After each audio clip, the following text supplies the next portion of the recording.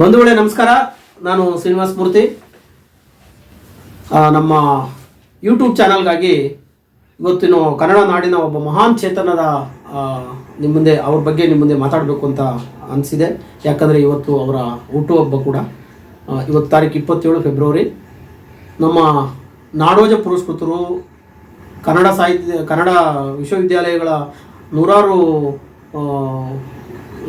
ವಿದ್ಯಾರ್ಥಿಗಳಿಗೆ ಪಠ್ಯಪುಸ್ತಕವಾಗಿ ಓದಿ ಅವರ ಕೃತಿಗಳು ಪಠ್ಯಪುಸ್ತಕವಾಗಿದ್ದಂತಹ, ಅರವಿಂದರ ಅಭಿಮಾನಿಗಳಾಗಿದ್ದಂತಹ, ಗಾಂಧಿವಾದಿಯಾಗಿದ್ದಂತಹ, ಕುವೆಂಪು ಅವರ ಪರಮ ಆರಾಧಕರಾಗಿದ್ದಂತಹ, ವಿವೇಕಾನಂದರನ್ನ ಕನ್ನಡ ಓದುಗರಿಗೆ ಮೊದಲು ಪರಿಚಯ ಮಾಡಿಕೊಟ್ಟಂಥ ಒಬ್ಬ ನ್ಯಾಯವಾದಿಗಳಾಗಿ, ಹೋರಾಟಗಾರರಾಗಿದ್ದಂಥ, ಸಾಹಿತಿಗಳಾಗಿದ್ದಂಥ, ಏಕೀಕರಣಕ್ಕೆ ದುಡಿದಂಥ, ಸ್ವಾತಂತ್ರ್ಯ ಚಳುವಳಿಗೂ ದುಡಿದಂಥ, ಆಮೇಲೆ ಸಾಮಾಜಿಕವಾದ ಹೋರಾಟಗಳನ್ನು ಕಟ್ಟಿದ ಒಬ್ಬ ಮಹಾನ್ ಚೇತನ ಕೋ ಚನ್ನಬಸಪ್ಪನವರು.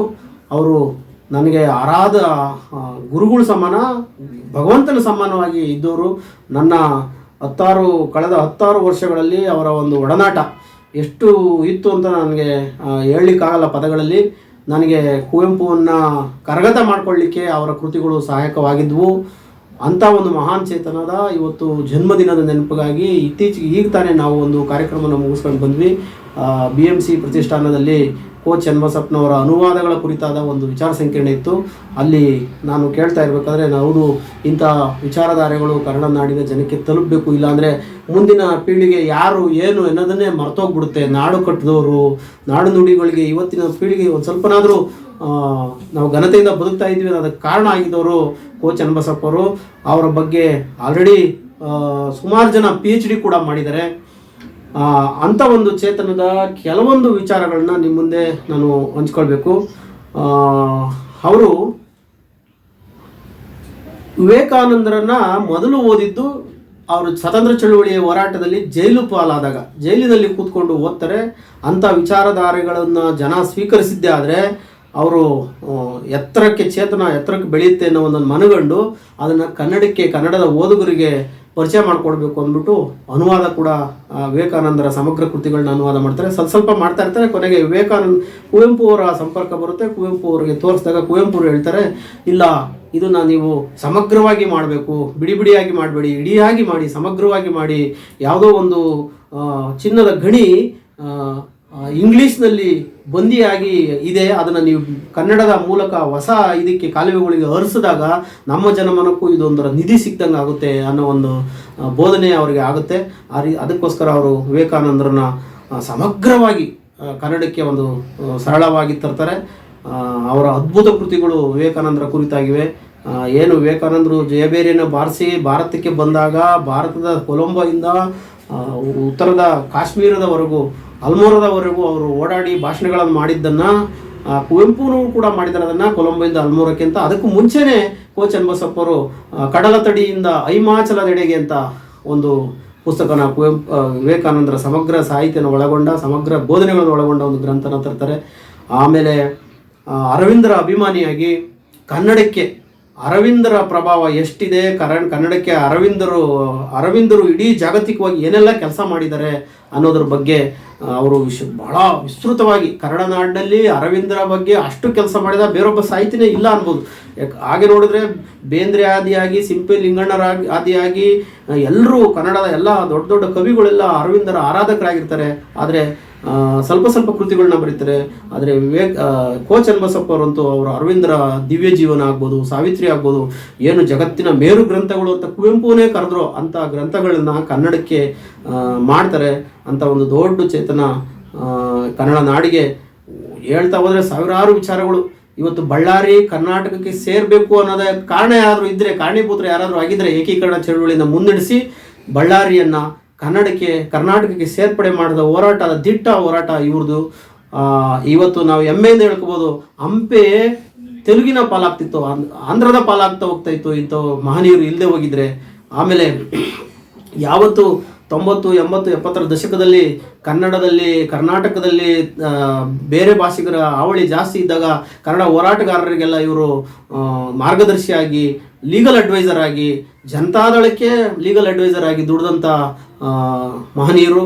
ಇವರ ಒಂದು ಆತ್ಮಕಥೆಯಲ್ಲಿ ಉಲ್ಲೇಖ ಇದೆ. ಯಾವ ರೀತಿ ದೇವೇಗೌಡರು ಮತ್ತು ರಾಮಕೃಷ್ಣ ಹೆಗಡೆ ಅವರ ಒಂದು ಸಂಘರ್ಷದಿಂದಾಗಿ ಇಬ್ಬರು ಸಂಬಂಧ ಬಿರುಕು ಬಿಡ್ತಾ ಇರಬೇಕಾದ್ರೆ ಯಾವ ಥರ ಕನ್ವಿನ್ಸ್ ಮಾಡಿ ರಾಮಕೃಷ್ಣ ಒಂದು ಉದಾಹರಣೆಯನ್ನು ಕೊಟ್ಟು ರಾಮಕೃಷ್ಣ ಹೆಗಡೆ ಅವ್ರನ್ನ ಕನ್ವಿನ್ಸ್ ಮಾಡಿ ದೇವೇಗೌಡರು ಮುಖ್ಯಮಂತ್ರಿ ಆಗೋಕ್ಕೆ ಕಾರಣ ಆಗ್ತಾರೆ. ಅವರು ಆತ್ಮಕಥೆಯಲ್ಲಿ ಬರೆದಿದ್ದಾರೆ. ಇಂಥ ನೂರಾರು ವಿಚಾರಗಳಿವೆ. ನನಗೆ ನನ್ನ ವೈಯಕ್ತಿಕ ಮಟ್ಟದಲ್ಲಿ ತುಂಬ ಸಂಕಷ್ಟಮಯ ಅನ್ನಿಸ್ದಾಗೆಲ್ಲ ಅವ್ರ ಜೊತೆ ಹೋಗಿ ಕೂತ್ಕೊತಾ ಇದ್ದೆ, ಕೆಲವೊಂದು ವಿಚಾರಗಳನ್ನ ಹಂಚ್ಕೊತಾ ಇದ್ದೆ. ನಾನು ನನ್ನ ವೃತ್ತಿ ಜೀವನದಲ್ಲಿ ಕೆಲಸಗಳನ್ನ ಕಳ್ಕೊಂಡಾಗ ಮತ್ತೆ ಇನ್ನೊಂದು ಏನು ಮಾಡಬೇಕು ಅಂದಾಗೆಲ್ಲ ಅವ್ರಿಗೆ ಹೋಗಿ ಕೂತ್ಕೊಂಡ್ಬಿಡ್ತಿದ್ದೆ. ನಾನು ಏನು ಹೇಳ್ತಾ ಇರಲಿಲ್ಲ.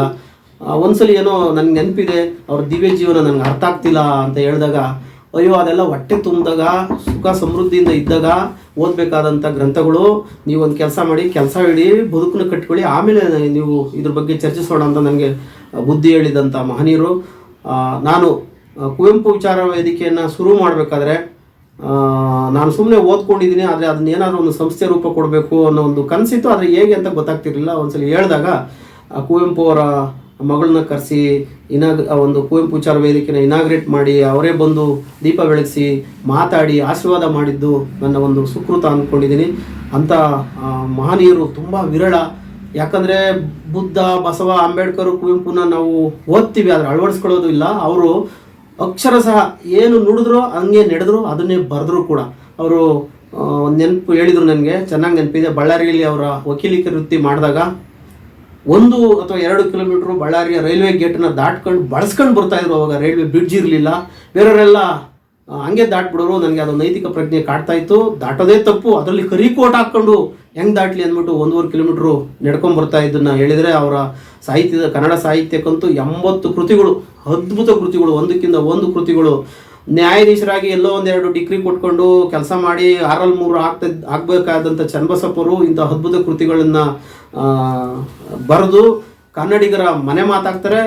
ನಾನಿರೋವರೆಗೂ ಇವರು ಇದ್ದೇ ಇರ್ತಾರೆ ಅಂತ ಒಂದು ಮಾತನ್ನು ಕುವೆಂಪು ಕೂಡ ಹೇಳಿದ್ದಾರೆ. ಯಾಕಂದರೆ ರಾಮಾಯಣ ದರ್ಶನಂ ಬಂದಂಥ ಕಾಲಘಟ್ಟದಲ್ಲಿ ಅದನ್ನು ಅರ್ಗಿಸ್ಕೊಳ್ಳೋದೇ ದೊಡ್ಡ ಕಷ್ಟ ಅನ್ಬೇಕಾದ್ರೆ ಅದಕ್ಕೆ ಸುಮಾರು 500 ಪುಟಗಳ ಬೃಹತ್ ಗ್ರಂಥನ ಅವರು ವಿಮರ್ಶೆ ಬರೀತಾರೆ. ಯಾರಾದರೂ ಕುವೆಂಪುನ ಹೋಗಿ ಮಾತಾಡಿಸಿದ್ರಾಗ ಅವರು ರಾಮಾಯಣ ದರ್ಶನ ಓದಿದ್ದೀನಿ ಅಂದಾಗ ಹೇಳೋರಂತೆ, ಯಾವ್ಯಾವ್ದು ಓದಿದ್ದೀರಿ, ಯಾಕೆ ಪೂರಕ ಅಂದಾಗ ಅವ್ರು ಹೇಳೋರಂತೆ. ಚನ್ನಬಸಪ್ಪನವರ ಒಂದು ಸಂದರ್ಶನಗಳ ಒಂದು ಇದಿದೆ, ಆಮೇಲೆ ಅವರ ವಿಮರ್ಶೆ ಇದೆ, ಅದನ್ನು ಓದ್ಕೊಳ್ಳಿ, ಪೀಠಿಕೆ ಆಗುತ್ತೆ, ನಿಮಗೆ ಅರ್ಥ ಆಗುತ್ತೆ. ಇದು ಯಾವ ಕೃತಿ, ಯಾವ ರೀತಿ ಓದಬೇಕು, ಹೇಗೆ ಅರ್ಥ ಮಾಡ್ಕೋಬೇಕು, ಇದರ ಭಿನ್ನತೆ ಏನು ಅನ್ನೋದ್ರ ಎಲ್ಲ ವಿಶದವಾಗಿ ಚರ್ಚೆ ಮಾಡಿದ್ದಾರೆ ಅನ್ನೋ ಒಂದು ಮಾತನ್ನು ಕುವೆಂಪು ಅವರು ಹೇಳಿದ್ದು ನನಗೆ ನೆನಪಾಗ್ತಿದೆ. ಅವರ ಏನು ಅನುಭವ ಸಾಹಿತ್ಯದಲ್ಲಿದೆ. ನ್ಯಾಯಾಧೀಶರ ನೆನಪುಗಳಲ್ಲಿ ಒಂದು ನನಗೆ ನಗೆಯ ವಿಚಾರ ಬರ್ತಾ ಇದೆ ನೆನಪಿಗೆ. ಅವರ ನ್ಯಾಯಾಧೀಶರಾಗಿರ್ಬೇಕಾದ್ರೆ ಒಬ್ಬ ಸಾಕ್ಷಿನ ಕರ್ಕೊಂಬಂದು ನಿಲ್ಲಿಸಿರ್ತಾರೆ.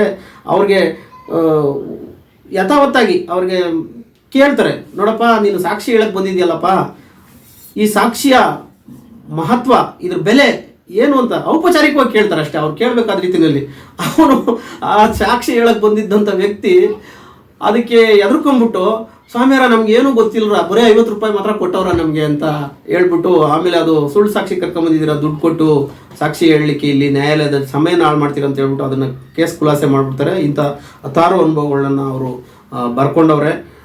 ಹಾಗೇನೆ ಅರವಿಂದ್ ಅವರು ಅಪ್ಪಟ ಅರವಿಂದ್ರ ಭಕ್ತರು ಮತ್ತು ವಿವೇಕಾನಂದರ ಭಕ್ತರು. ನಿಮಗೆ ವಿವೇಕಾನಂದರ ಸಮಗ್ರ ಸಾಹಿತ್ಯನ ಬರೆದವ್ರಂತ ನಾನು ಆಗಲೇ ಹೇಳಿದೆ. ಅದೇ ರೀತಿ ಅರವಿಂದ್ರನ ಯಾವ ರೀತಿ ಮಾಡೋದು ಅಂತ ಹೇಳ್ತಾ ಹೋದರೆ ಅದು ತುಂಬ ದೊಡ್ಡ ವಿಚಾರ. ಒಂದು ಹೇಳ್ಬೋದು, ಅರವಿಂದರ ಸಾವಿತ್ರಿ ಮತ್ತು ದಿವ್ಯ ಜೀವನ ಎರಡೂ ಒಂದೇ ವಿಷಯಕ್ಕೆ ಸಂಬಂಧಪಟ್ಟವಂಥವು. ಜಗತ್ತಿನ ದೊಡ್ಡ ಗ್ರಂಥಗಳು, ಜಗತ್ತಿನ ಭವ್ಯ ಮಹಾನ್ ಗ್ರಂಥಗಳು ಅಂತ ಕುವೆಂಪು ಹೇಳಿರೋದು. ಅಂಥ ಗ್ರಂಥವನ್ನು 10 ವರ್ಷಗಳ ಕಾಲ ಅವರು ಸತತವಾಗಿ ಅದನ್ನು ಒಂದೊಂದೇ ಪೇಜ್ನ ಬರ್ಕೊಂಡು ಹೋಗಿದ್ದಾರೆ, ಒಂದೊಂದು ಪುಟನೆ ಅದಕ್ಕೆ ಬಂಗಾಳಿ ಕಲಿತಾರೆ, ಸಂಸ್ಕೃತನ ಕಲಿತಾರೆ. ಯಾರೆಲ್ಲ ಹೋಗಿ ಪಾಠಗಳು ಬನ್ನಂಜೆ ಗೋವಿಂದಾಚಾರ್ಯರ ಹತ್ರ ಹೋಗಿ ಸಂಸ್ಕೃತ ಪಾಠನ ಹೇಳ್ಸ್ಕೊಂತಾರೆ, ವೇದಗಳ ಬಗ್ಗೆ ಉಪನಿಷತ್ತುಗಳ ಬಗ್ಗೆ ಎಲ್ಲ ತಿಳ್ಕೊತಾರೆ. ಆಮೇಲೆ ಅದನ್ನ ಬರಿತಾ ಅವ್ರಿಗೆ ಗಟ್ಟಿತನ ಬರುತ್ತೆ. ಕುವೆಂಪು ಅದನ್ನ ಬಹಳ ಅದ್ಭುತ ಕೆಲಸವನ್ನ ನೀವು ಮಾಡಿದ್ದೀರಿ ಅಂತ ಹೇಳ್ಬಿಟ್ಟು ಗೊಮ್ಮಟೇಶ್ವರನ ಏನು ಕೆತ್ತಿದ ಶಿಲ್ಪಿಗೆ ಅರ್ಪಣೆ ಮಾಡಿದ ಒಂದು ಕವಿತೆ ಇದೆ, ಅದನ್ನೇ ಚನ್ನಬಸಪ್ಪನವ್ರಿಗೆ ಅರ್ಪಣೆ ಮಾಡ್ತೀನಿ ಅಂದ್ಬಿಟ್ಟು ಆ ಕಾವ್ಯನ ಆ ಪುಸ್ತಕದಲ್ಲಿ ಹಚ್ಚಾಕ್ಸ್ತಾರೆ ಕುವೆಂಪು ಅವರು. ಈ ಥರ ಕುವೆಂಪು ಮತ್ತು ಚನ್ನಬಸಪ್ಪನವರ ಅನನ್ಯವಾದ ಒಂದು ಗುರುಭಕ್ತಿ ಇತ್ತು. ಅವರೊಂದು ರೈತ ಪತ್ರಿಕೆ ಅಂತ ನಡೆಸ್ತಾ ಇದ್ರು. ಆ ರೈತ ಪತ್ರಿಕೆಗೆ ಕುವೆಂಪು ಅವರು ಲೇಖನಗಳನ್ನ ಕೊಡ್ತಾಯಿದ್ರು, ಕವಿತೆಗಳನ್ನ ಕೊಡ್ತಾಯಿದ್ರು. ನನ್ನ ಕವಿತೆಗಳನ್ನು ಅನುಮತಿಯಿಂದಲೇ ಬಳಸ್ಕೊಳ್ಬೋದಾದಂಥ ಯಾವುದಾದ್ರೂ ಇದ್ದರೆ ಕರ್ನಾಟಕದಲ್ಲಿ ಅದು ಚನ್ನಬಸಪ್ಪ ಅಂತ ಹೇಳ್ತಾರೆ. ಆ ರೀತಿ ಅಂಥ ಒಬ್ಬ ಮಹಾನ್ ಚೇತನದ ಒಡನಾಟ ನನಗಿತ್ತು ಅನ್ನೋದೊಂದು ಸುಕೃತ. ಜೊತೆಗೆ ಇಂತಹ ವ್ಯಕ್ತಿಗಳ ಪುಸ್ತಕಗಳನ್ನು ಓದುವುದು ಎಷ್ಟು ಲಾಭದಾಯಕ ಅನ್ನೋದನ್ನು ನೀವು ಅದರ ಆಳಕ್ಕೆ ಮುಳಿದಾಗಲೇ ಗೊತ್ತಾಗೋದು. ನಾವೇನೇ ಹೇಳಿದ್ರು ನೀವು ನಮ್ಮದೇನೋ ಒಂದು ಭಾಷಣ ಔಪಚಾರಿಕವಾಗುತ್ತೆ, ಆದರೆ ಒಂದು ಕೃತಿನಾದರೂ ಅವರ ಒಂದು ವಿವೇಕಾನಂದರ ಭಾಷಣಗಳ ಒಂದು ಸಂಕಲನ, ಅದನ್ನು ಸುಮಾರು ಒಂದು 80ರಿಂದ 100 ಪುಟ ಇರುವಂಥ ಒಂದು ಪುಸ್ತಕ. ಅದು ನನ್ನ ಹಿಂದೂ ಧರ್ಮ, ನನ್ನ ಸಮರ ನೀತಿ, ನಾವು ಜನ್ಮವೆತ್ತಿದ ದೇಶ, ಈ ಥರದ್ದು ನನ್ನ ಕರ್ತವ್ಯ, ಅದ್ರ ಬಗ್ಗೆ ಒಬ್ಬ ಮನುಷ್ಯನ ಸಾರ್ಥಕ ಬದುಕಿಗೆ ಏನು ಬೇಕು ಅದನ್ನು ಕ್ರಿಸ್ಟಲ್ ಕ್ಲಾರಿಟಿ. ಇದನ್ನು ನಾನು ನನ್ನ ಸ್ನೇಹಿತರಲ್ಲೆಲ್ಲ ಹೇಳ್ತಾ ಇರ್ತೀನಿ, ಯಾರನ್ನೇ ಓದಿದ್ರು ಅಡ್ಡಗೋಡೆ ಮೇಲೆ ದೀಪ ಇಟ್ಟಂಗೆ. ಆದರೆ ವಿವೇಕಾನಂದರನ್ನ ಓದ್ಬಿಟ್ರೆ ಆ ಮನುಷ್ಯನಿಗೆ ದ್ವಂದ್ವ ಅನ್ನೋದೇ ಇರಲ್ಲ. ದೇವರ ಬಗ್ಗೆ ಆಗ್ಬೋದು, ಧರ್ಮದ ಬಗ್ಗೆ ಆಗ್ಬೋದು, ತನ್ನ ಆತ್ಮದ ಉನ್ನತಿಯ ಬಗ್ಗೆ, ಆಧ್ಯಾತ್ಮದ ಒಂದು ದಿವ್ಯತೆಯ ಬಗ್ಗೆ ಅರಿವು ಆಗ್ಬೋದು. ಅದೆಲ್ಲ ಒಂದು ಸ್ಪಷ್ಟ ಚಿತ್ರಣ ಸಿಕ್ಬಿಡುತ್ತೆ. ಯಾವ ರೀತಿ ವಿವೇಕಾನಂದರು ಬರದೇ ಹೋಗಿದರೆ ನಮಗೆ ಧರ್ಮನೂ ಇರ್ತಾ ಇರಲಿಲ್ಲ, ನಾವು ಅಧಪತನಕ್ಕೆ ಹೋಗ್ತಾ ಇದ್ದೋ, ನಮಗೆ ಸ್ವಾತಂತ್ರ್ಯನೂ ಸಿಗ್ತಾ ಇಲ್ಲ ಅಂತ ಎಷ್ಟೋ ಮಹಾಪುರುಷರು ಉಲ್ಲೇಖ ಮಾಡಿರೋದನ್ನು ನಾವು ಕಂಡಿದ್ದೀವಿ. ಅಂಥ ವಿವೇಕಾನಂದರನ್ನ ಕನ್ನಡಕ್ಕೆ ಪರಿಚಯ ಮಾಡಿಕೊಟ್ಟು ಇದು ಅಮೂಲ್ಯವಾದ ಸಾಹಿತ್ಯ, ಇದು ಕನ್ನಡಿಗರಿಗೆ ಬೇಕು ಅಂತ ಮೊದಲು. ಈಗ ವಿವೇಕಾನಂದರ ಸಾಹಿತ್ಯನ ಸಮಗ್ರವಾಗಿ ರಾಮಕೃಷ್ಣಾಶ್ರಮವೇ 10 ಸಂಪುಟಗಳಲ್ಲಿ ಪರಿಚಯ ಮಾಡಿಕೊಟ್ಟಿದೆ, ತಂದಿದೆ ಕೃತಿಗಳನ್ನ. ಅದಕ್ಕೆ ಮುಂಚೆನೇ ಚನ್ನಬಸಪ್ಪನವರು ಈ ಥರ ಕೆಲಸಗಳನ್ನ ಮಾಡಿದಂಥವ್ರು. ಆಮೇಲೆ ಈಗಲೂ ಕೂಡ ಅವರ ಒಂದು ಕುಟುಂಬ ವರ್ಗ ತುಂಬ ನಾಡಿನಲ್ಲಿ ಅದ್ಭುತವಾದ ಕೆಲಸಗಳನ್ನ ಮಾಡ್ತಾ ಇದೆ. ಅವರ ಮಗ, ಅವರ 2ನೇ ಮಗ ಗುರುದೇವ ಮತ್ತು ಪ್ರಭುದೇವ ಅಂತ ಅವರಿಬ್ಬರು ಗಂಡು ಮಕ್ಕಳಿಗೆ ಅವ್ರನ್ನ ಹೆಸರಿಟ್ಕೊಂಡಿರೋದು. ಯಾಕಂದರೆ ಅವರು ರಾಮಕೃಷ್ಣ ಪರಮಹಂಸರು ಮತ್ತು ವಿವೇಕಾನಂದರು ಮತ್ತು ಬಸವಣ್ಣನವರು ಇವ್ರನ್ನೆಲ್ಲ ಅವರೊಂದು ಗುರುಭಾವದಲ್ಲಿ ಆರಾಧಿಸ್ತಿದ್ರಿಂದ ಅವ್ರ ಮಕ್ಕಳಿಗೂ ಅದೇ ಹೆಸರಿಟ್ಟಿದ್ದಾರೆ. ಒಬ್ಬ ಮಗ ಅಮೆರಿಕದಲ್ಲಿ ಅವ್ರ ತಂದೆ ಹೆಸರಿನಲ್ಲಿ ಕನ್ನಡದಲ್ಲಿ ಏನಾದರೂ ಸಂಶೋಧನೆ ಮಾಡೋರಿಗೆ, ಕನ್ನಡದಲ್ಲಿ ಕೆಲಸ ಮಾಡೋರಿಗೆ ಒಂದು ದೊಡ್ಡ ಅಮೌಂಟನ್ನು ಇಡುಗಂಟಾಗಿ ಇಟ್ಟು ಅದರಲ್ಲಿ ಕನ್ನಡದಕ್ಕೆ ಕೆಲಸ ಮಾಡೋರಿಗೆ ಒಂದು ಅಮೌಂಟ್ ಡಿಪಾಸಿಟ್ ಕೊಡೋ ಥರ ಒಂದು ವ್ಯವಸ್ಥೆ ಮಾಡಿದ್ದಾರೆ. ಅದು ಯೂನಿವರ್ಸಿಟಿ ಹೆಸರು ಮರ್ತೋಯ್ತು, ಇಲಿನಾಯ್ಸು ಅಥವಾ ಪೆನ್ಸಿಲ್ವೇನಿಯಾ ಯಾವುದೋ ಒಂದು ಯೂನಿವರ್ಸಿಟಿ.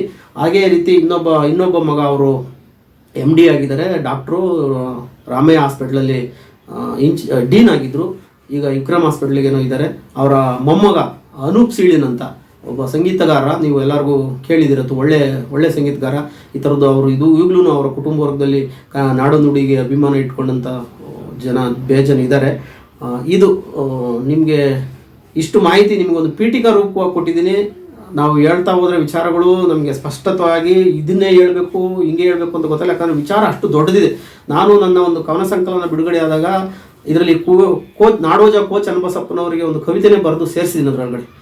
ಯಾವ ರೀತಿ ಗಾಂಧಿ ಅನುಯಾಯಿಯಾಗಿ, ವಿವೇಕಾನಂದರ ಅನುಯಾಯಿಯಾಗಿ, ಅಪ್ಪಟ ಅರವಿಂದ್ರ ಅನುಯಾಯಿಯಾಗಿ ನಾಡು ನುಡಿಗಳಿಗೆ ಯಾವ ಥರ ಕೆಲಸ ಮಾಡಿದ್ದಾರೆ ಅದ್ರ ಬಗ್ಗೆ ಎಲ್ಲ ಅದರಲ್ಲಿ ಕವಿತೆಯಲ್ಲಿ ಸುಮಾರು ಒಂದು 15-16 ಸ್ಟ್ಯಾಂಜಗಳ ಒಂದು ಕವಿತೆ ನಾಡೋಜ ಚನ್ನಬಸಪ್ಪನವ್ರಿಗೆ ಅಂತಿದೆ.